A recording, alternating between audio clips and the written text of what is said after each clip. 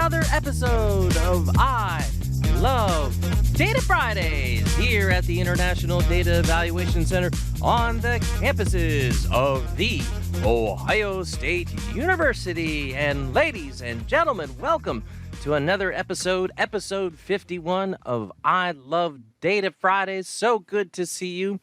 And today we are going to be doing our annual review of our report updates for this year. But before we get into it, hey, who's talking data to you? Well, of course, you've got me, Jeff Breimer-Bashore, Director and Co-Principal Investigator here at the International Data Evaluation Center. And as I said on the opening screen, we're going to be doing our annual reports updates. So just a quick overview of what we're going to be talking about. So as we go through what has changed or what has been updated for your reports this year, as I've trialed this with different teacher leaders and gotten feedback, I think one of the things that you will find is that these changes will seem very familiar, or at least the reports the examples you will see will seem very familiar, yet just a little different. So here's the overview of what we're going to be talking about. The first thing we'll do is briefly talk about the data submission process and when we will be running reports this year. Then we will go over what reports do we get or what reports you are getting. Then I'll spend some time talking about what has changed in the reports. And then I'll talk about why we have made these changes to the reports. Now, I am not going to be doing a table by table and figure by figure description of the exact changes in this episode. This will be coming in a later episode of I Love Data Fridays. We will also be using or showcasing the new reports designs at the Teacher Leader Institute this year. And we will also be having several town hall meetings throughout the summer and into the fall, so you can be very comfortable with the new changes about the school reports. And then, as I said about the Teacher Leader Institute, at the very end here, I will have a shameless self-promotion about 2 sessions at the Teacher Leader Institute that you can opt in to attend this year. All right, well, let's get to it, and let's talk a little data. I love Data Friday! All right, folks, there we go.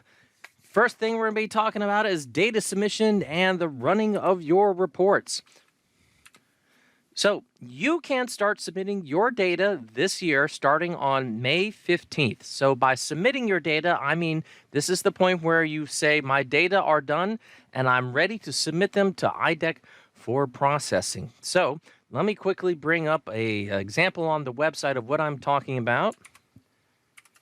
And here we are, we're looking at the student data entry screen. And if you click on the check and submit tab right up here, this will take you to the data submission and checkout page, and it'll lead you through 6 steps that go through and check your data for any of these sort of big glaring errors. And then the final step will allow you to submit your data to Idec. So Jeff, what does this mean to submit my data to Idec? This is the final step that when you click this submit button right here, it locks your data and flags it as being ready for being processed by Idec. And teachers can't make any changes or enter any new students at this point. So as I said, you can start doing this on May 15th. You don't have to start doing this on May 15th. You have time throughout the summer, and I'll give a final date here in a minute, that you can keep entering your data. Data submission is just available starting May 15th. Now, Idec will be delaying running reports until June 14th this year. So normally in previous years, you would submit your data, your reports then get run immediately after you submit your data, and they're usually ready about 24 hours after you have submitted your data. This year, we are waiting to June 14th to run all of our reports. And the reason why we are doing this is because this year, your reports are going to include both national reading recovery and sometimes random sample data. In a typical school year, we would usually use the previous year's data because nationally, data don't change very much from year to year. But as we know, this year and last year are not your typical years. So this year in your reports, we are going to use current year national data in your reports.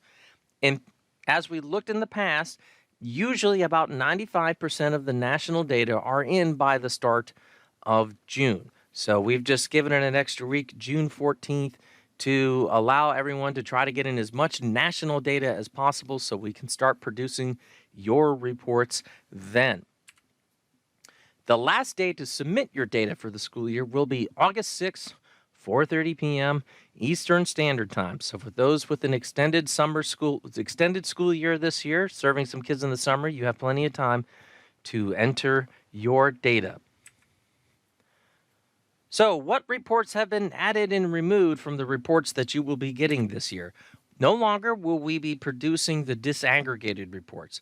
So you're used to, in the past, getting sort of what we call your standard report, and then you would usually get not usually, but you would get a disaggregated report that took a lot of that data and disaggregated it by different student subgroups. So you won't be getting that report this year. We are adding a new type of report, and this is a report for your RR-eligible students served by in-training literacy lessons teachers. So you will have a separate set of reports for these students that you will be able to look at and analyze the results. And this year, we've divided the literacy lessons reports. So remember, we serve two types of literacy lesson students, the SPED students and our ELL students. So you will get one series of reports for your SPED students and another series of reports for your ELL students. So let's talk about what reports do we exactly get this year. And we're going to start with the reading recovery reports. So in Reading Recovery, you will get your standard site report, what we call the standard site report. You will get your site executive summary, so that little one-page document that's meant to be sort of an easy read that you can hand out to administrators. You will get a site data dump, a Reading Recovery specific site data dump. So this data dump will only contain Reading Recovery data. You will also get a set of standard Reading Recovery district reports for each of the school districts in your site, and you will also get a district executive summary for each of your school districts. And then you will also get a Reading Recovery district data dump for each of your school districts. So that is just a data dump that contains Reading Recovery data. And then finally, a standard school report for each of the schools that are in your site. For DLL, you will get a similar set of reports, but just with data for your DLL students. So you'll get your DLL standard site report, a DLL site executive summary, a DLL site data dump, a standard DLL district report for each of your school districts, a DLL district executive summary for each of your districts, a DLL district data dump for each of your districts, and a standard DLL school report for each of your schools that have DLL. For your RR-eligible students served by our literacy lessons teachers, you will get a standard Reading Recovery eligible site report, a standard Reading Recovery eligible district report for each of the district with these students, and a standard Reading Recovery eligible school report for each school that serve these students. So if you remember, for literacy lessons, we're splitting up the reports this year. You will get one set of reports for your special ed students and another report for your your ELL students.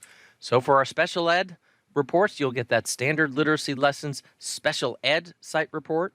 You will get one standard special ed district report for each district and one standard special ed report for each of your schools, and a literacy lessons data dump that will contain both special ed and your ELL students' data. For our English language learners, for literacy lessons, once again, you will get a separate ELL site report for your literacy lessons.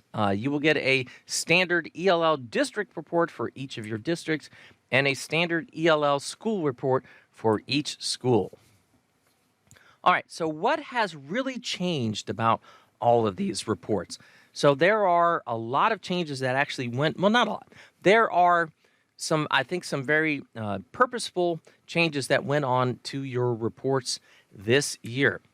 So one of the things that we did is we went through and we reduced the number of tables and figures that you will find in the reports. Now, you hear me saying we. So who's we, Jeff?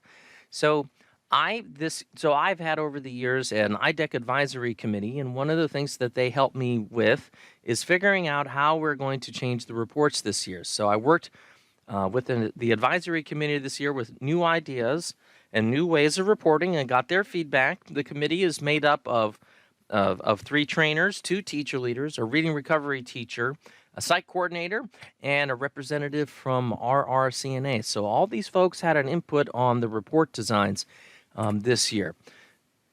One of the biggest changes that you'll see is that most of the tables and figures will contain 3 years of data instead of just 1 year's worth of data. So, for example, what you'll see, this is an example of a table 1 in your report, and this table is just specifically reporting the number of school districts, schools, leaders, teachers, and reading recovery students that were served. And so you'll see that down the right-hand side. The farthest right-hand column, it will be your current year's data. The next column to its left will be the previous year's data. And then that final column here, this third column, will be data from 2 years ago. So 3 years of data that you can start to be able to see trends. So I'm sort of doing a spoiler alert here. The tables and figures will also contain national data, and if it's a school report, it'll contain district data, so you'll be able to do some comparison. So why have they changed? Why have our reports changed? Well, one of the biggest things that we wanted to do with these reports is that we wanted to make it easier to spot anomalies in your data. I think in past report designs, those anomalies got hidden by the size and the breadth of data that was being given to you. So, with us giving you multiple years of data to see trends over time and giving you this national data where you can compare your implementation to like the typical reading recovery intervention, anomalies start to come out and sort of make themselves known to you as you look at your report. The other reason is that we're trying to sort of reinvigorate this question of why. So a lot of times in the past, past reports have been designed to really try to write your site report for you rather than trying to facilitate your own personal questioning of like, why do I see these results? So the reports have been redesigned for data investigation, and they've also been designed that you compare them with other reports, specifically some of the on-demand reports that you can find with the website. Because rarely does one report provide all the answers or give you enough insight to try to do some investigation. A lot of times you need to pair reports together, for example, with the student data summary, to do some deeper dives into your data. So let's try this out. Let's see if we can spot some anomalies in some data. So up on this screen is an example of one of the new types of figures we have this year. And we're looking at growth. This is an example of growth on writing vocabulary. And specifically, we are looking at first-round students. And you'll see on the screen here that we have data for accelerated progress students, and we have data for our recommended students. And you'll see at the bottom of near the bottom of the rectangle where it says accelerated progress, and then over here you'll see where it's recommended, and you can see how they're also color coded. All right, so there's a color coding to them. You will see that in each of these groups of students, we'll use the accelerated progress students as an example. There are 3 years of data. So you'll see that there are data for 2018-19, 19-20, and 2021. And then right next to it is that national data. So we are looking at national data for accelerated progress first round students. So now you can make a comparison of data. So what this bar is showing, and we're going to use accelerated progress students as an example, and for my explanation, I'm just going to use the national data bar. But what I show on the national data bar applies to all the other bars on the chart. So the bottom of each bar is where your kids started in the fall. So for example, nationally, this is where we see accelerated progress students start in the fall on writing vocabulary. The white line in each bar shows where kids were at the middle of the year, at the end of their reading recovery program. So this is where they exited at the end of their programs around the middle of the school year. And then finally, the top of each bar is where kids were finished at the end of the school year. So this is their year-end data. So the bottom is fall. The white line shows where kids were at the middle of the school year, and the top of the bar shows where kids were at the end of the school year. You can also think of this bottom part of the bar as being during reading recovery, and then the top of the bar after the white line after reading recovery. Okay? Now, I'm going to take these away, and I'm going to stop for a second. I'm going to encourage you to stop the video and see, and remember, we're just focusing on accelerated progress students. See if you can sort of like spot the anomalies in the data here, okay? I'm going to stop, and if you want to pause the video, if you don't want to pause the video, I'll start right back up in just a second. So here we go. Pause the video. Okay, so now, here is my interpretation. Let's see if you and I have similar interpretations after you've done your own analysis. I'm just going to put a small line down at the bottom here. And so I'm going to make observations, folks. I am not having answers. We just make observations about the data. So first observation is for 2 of the years, 2018, 19, and 2020, in this site's data, example data, their accelerated progress kids were starting higher than what we would typically see nationally with other accelerated progress children. In 2019-20, they were starting at about the same place. All right, I'm going to put a line across the middle of the school year for the national data, and we can see on all 3 of the bars, 2018-19, 19-20, and 2021, those kids didn't make it up to where we would expect to see them exiting reading recovery at. Their white lines, the little white lines, are lower than what we would have expected them to be. And then finally, and let me put a bar at the top here, we can see clearly that they didn't make much progress. Well, in 2018, 19, and 1920, it looks like they didn't make much progress after reading recovery. Not nearly as much as we would expect. And 2021, the top part of the bar is bigger. So maybe something changed in the data or the instruction changed there, but it still isn't up to where we would want to see at that top line, where the national data are. So in short, in general, for 2 of the years, we see kids coming in higher than where we would expect to see accelerated progress student starts. During reading recovery, they don't make as much growth as exhibited where how the white part of the bars are lower than what we would see nationally. And they certainly, in most cases, are, for at least 2 of the years, they're not making as much growth. They're not making very much growth after reading recovery. It may be that classroom teaching is not strong in this site. And we can see that a little bit. It's a little better in 2021, but not quite as much as we would like. So there we go. We just did some observation, and we can see sort of how this data sticks out when you try to compare it over to the national data. The anomalies come out. All right, moving on. So you're like, Jeff, geez, you're changing the design of the reports. Can we get some help with this new report design? And the answer is yes, is that I will be, there will be an upcoming I Love Data Fridays episode where I will go over table by table and figure by figure all of the new tables in the data summary or in your reports. I am also just finishing typing up a guide to the annual results packet that you will be able to download from the website. You will see it if you go to our publications page. You'll see the 2021 guide to the annual results packet. I'm almost done. Just got a few more things to do. And that describes all of the tables that you get in all the reports. We will do multiple town hall meetings over the summer that just go over and review the design of the reports. I don't have any dates for you yet. Just keep watch of your emails. We're still figuring out dates and times for that. And then finally, so this is my shameless promotion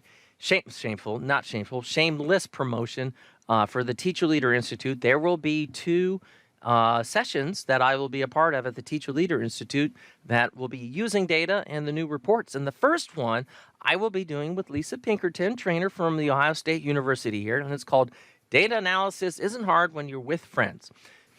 And then second, I will also be doing my own Idec update this year, but it will be focusing on the reports. So specifically, it's called Deviant Data, Spotting Anomalies in Your Data Using the Idec Reports. I have spent a lot of time looking at reading recovery data, and when data look different, it really sticks out to me. But you have really only spent time looking at your data. And so sometimes I think teacher leaders have a hard time recognizing when there is something sort of, when there is an anomaly in their data. So we are going to show you some examples of some anomalies in our data. And specifically, we will look at what are called like positive deviance and negative deviance. I will do a separate update on what's changing for the website and data collection for next year in an I Love Data Fridays episode over the summer. Maybe it'll be a town hall as well, but don't worry, we'll talk about those stuff later. But those are the two sessions at TLI. If you've got time, sign up for them, and let's make sure you're there so we can talk a little data. Okay, whew, that was a bit of a review of stuff here. So let's actually just review a quick review of the information I've given out today. So you can start submitting your data on May 15th. All right, and remember, when you submit your data, it just means that your data gets locked. You can't make changes to it. Your teachers can't add any new students. So just make sure it's ready to go. You don't have to submit it on May 15th or thereabouts. You have the whole summer to submit data. Idec is going to be delaying running reports till June 14th. We're just giving ourselves some extra time to get as much national data in as possible so we can use it in your current year reports this year. The last day to submit data will be August the 6th at 4:30 p.m. Eastern Standard Time. And that this year's reports, one of the reasons why we've changed it is we've wanted to make it easier to spot these anomalies in your data so you can start reinvigorating the question of why. So the reports have been redesigned to really try to help data investigation. We're not going to leave you high and dry without any opportunities for support with the new report design. Idec will provide many opportunities over the summer. I'll have another episode of I Love Data Fridays that covers all the changes. We're going to do town halls. And then, of course, we've got our 2 sessions at the Teacher Leader Institute. And yes, okay, I don't think I have anything more there. So let's wrap this up. Oh, before we wrap it up, if you haven't had a chance, go ahead and subscribe to our YouTube channel so you can make sure that you're getting all the notifications about I Love Data Fridays or any other videos that we put out. All right, everyone. Well, I want to say thank you for listening to another episode of I Love Data Fridays. It was so good to see everybody again. I'm so excited for you to see these new reports and get ready to do a little data investigation and see everyone at the Teacher Leader Institute. So I will say, hey, we will talk data to you later.